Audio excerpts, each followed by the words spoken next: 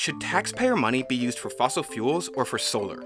We need renewable energy, especially Puerto Rico, because of what happened to us after Hurricane Maria.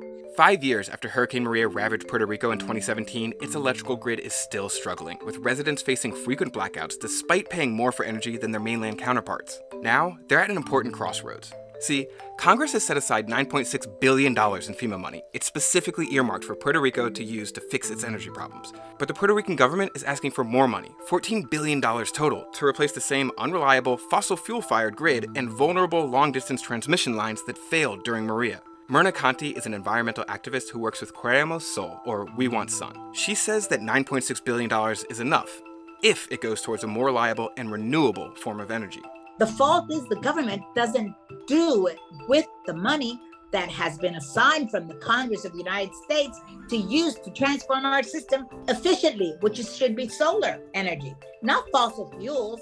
We had a study done that we know we can do it, where we can transform our system with solar energy on rooftops, with a small system, 2.7 kilowatts, because the idea of Queremos Sol is to make it accessible to everybody who lives in Puerto Rico. In case of an emergency, a natural storm like we had with Hurricane Maria, we would be able to have the majority of the people not go in blackouts and have energy during the crisis until it's solved. Currently in Puerto Rico, hurricanes aren't the only threat to the power grid. After Maria, a private company called Luma took over energy transmission, and it has reportedly made things even worse for residents. Conty says Puerto Rico has experienced frequent power outages and rate hikes since the transition, but a distributed rooftop solar grid could help address these issues too. In this year that Luma came into power, it has been a disaster.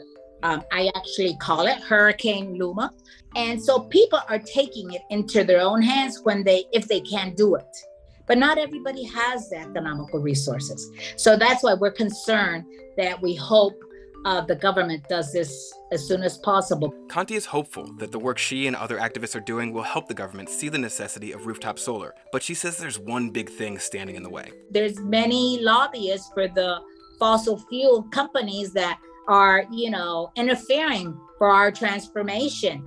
But I think the people in Puerto Rico have to keep on coming out and speaking and saying, listen, our lives depend on it. We want this. It's a possibility, and it's for real. To learn more about this story, follow the link below.